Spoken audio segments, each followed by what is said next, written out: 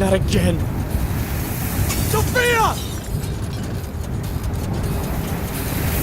Shouldn't have taken her here. Shit.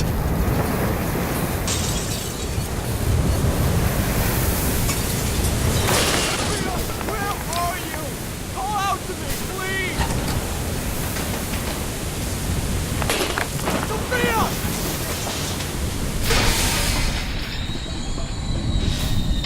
Sweetie?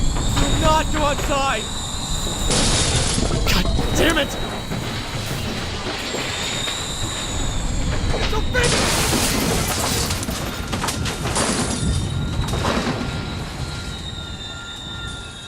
Sophia, baby, please. Please, baby, don't do this to me. Where are you? Sophia!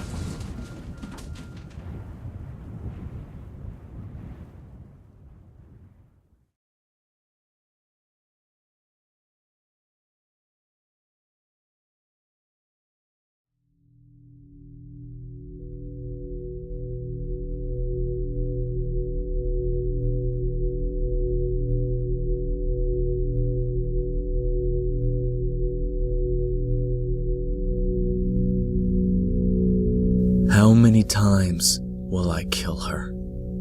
I've asked myself that question 1,000 times. It was always there, flying around my head like my own personal vulture, waiting for me to die and scavenge my corpse. It was the only thing I could think about when I ended up in that hospital bed.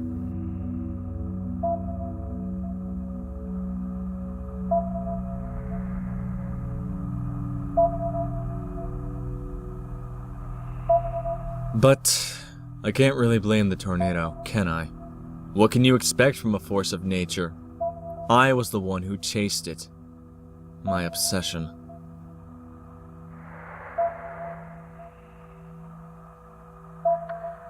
I deserved to be in that bed, neither dead nor alive.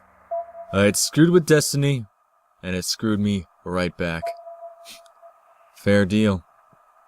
It was also reassuring to know that I couldn't harm anybody else, as long as I was in a coma. That was the type of nonsense I had to tell myself to keep me on the path.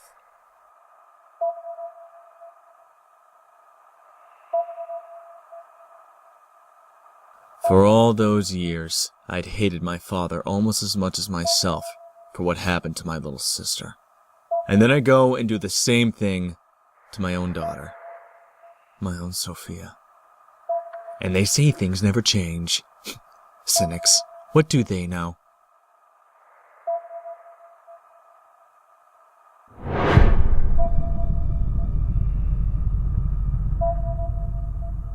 I'd put Sophia in danger, taking her with me on the job. Severe weather phenomena. It's more exciting than it sounds. Extreme weather. There's some radical 90s slang for you. My reckless father had done the same thing with Sophia and I. At least this time she didn't suffer. Well, had I known. But I didn't. Not yet.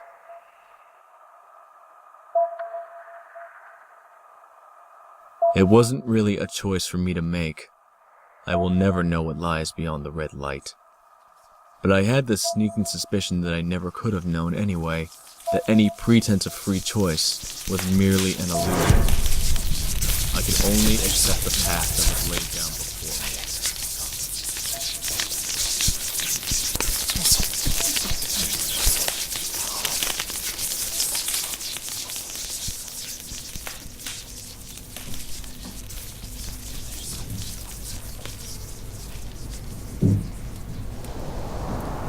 Her drawing.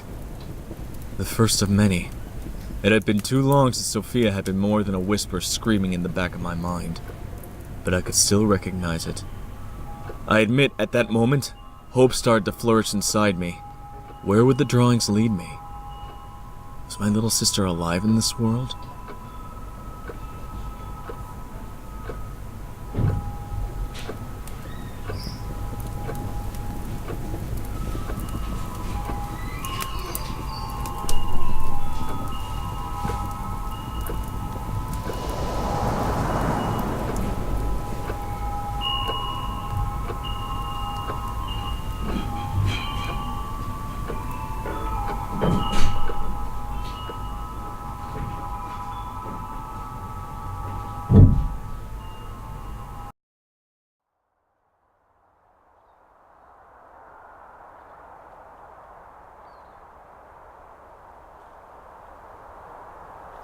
Like my father before me, I had spent all my life studying weather phenomena.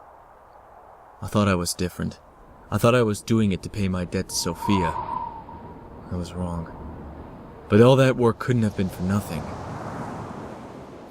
I was told my very first published study on the hazards of road fog was all sorts of helpful. I was rather proud of that one.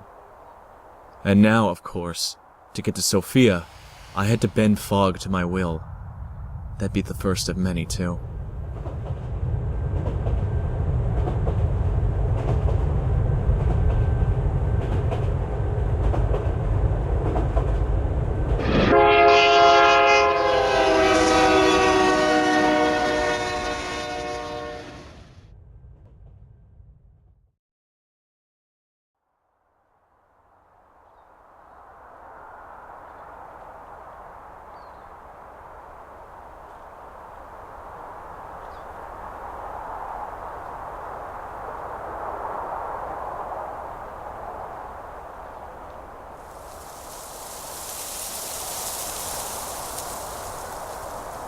Every decision creates ripples, countless unforeseen consequences. If we could see the inner workings of this infinity, we would mimic the deer that stands still to elude its predator. We wouldn't dare make a move. I couldn't see it, so I followed the path, and that kept me alive. But it did much more than that. Introspection can be far more scarring than any wound.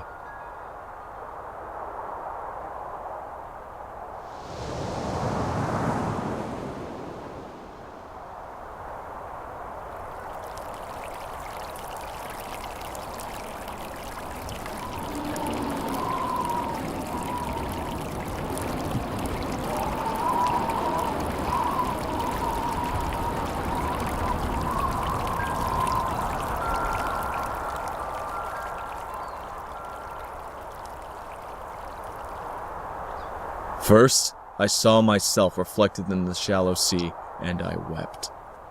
Then fear found me deep in the bottomless belly of this world. Time unraveled in the forest. It was much later, in the world of ice, that I fought against the demons that had been passed down to me, father to son. And finally, on the heavens and at the sacred tree, the truth of my maker. For all that, solitude and sorrow were my true, faithful companions in the path of Thalamus. They consumed the beauty of this realm, making it gray and hopeless. The only thing that mattered was moving forward. Only the path remained. How would I find her otherwise?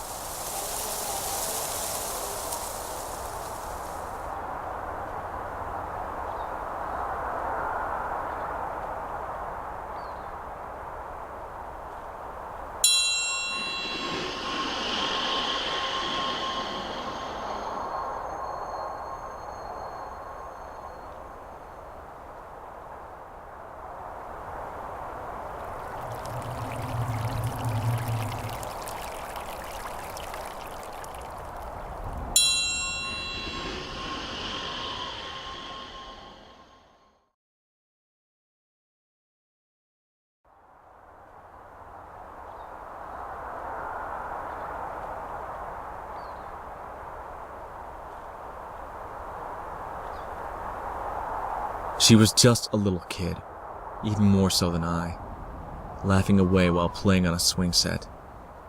I saw it coming before she did, and I ran and ran and ran and didn't look back until I was safe, all the way up in a tree. It was all over in a split second. No dramatic exit. And suddenly, she was gone.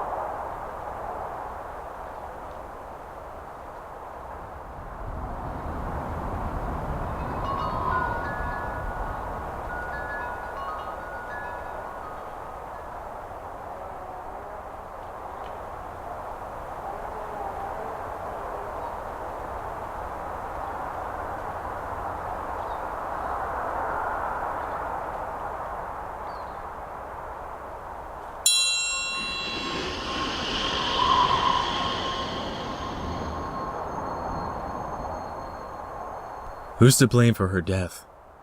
The tsunami did what it did, no point in blaming God or fate. So I looked in the mirror as I had many times before, and reflected back on it. I saw guilt. My father shared some of the burden, but it was mine. My guilt. My fault.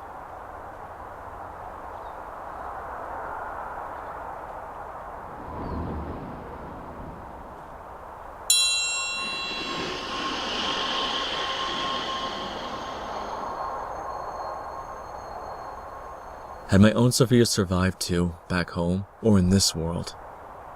One had drowned, and the other? What are the odds of surviving the eye of the storm? There are few accounts. 1928, Greensburg, Kansas. A farmer saw the inside of a tornado. It was still as death, he said. Then it hissed. It actually screamed, and the hollowness was lit up by lightning. Was that the last thing my little girl had seen, I wondered? Death, screams, and God's thunder, the ire of the tornado.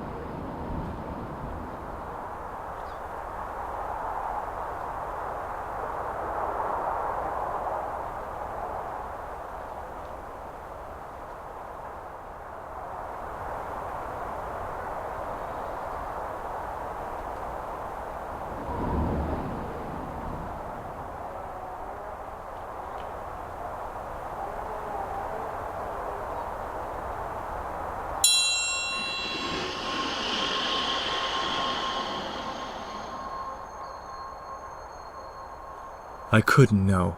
Not yet. Trapped in that world, the only thing I knew was my sister had survived in there. Somehow. I just had to let myself be led by her drawings and her light. The Thalamus was waiting for me, although I wouldn't see it and with it any sense of hope until I had emerged from the darkness of the cave. But let's not get ahead of ourselves.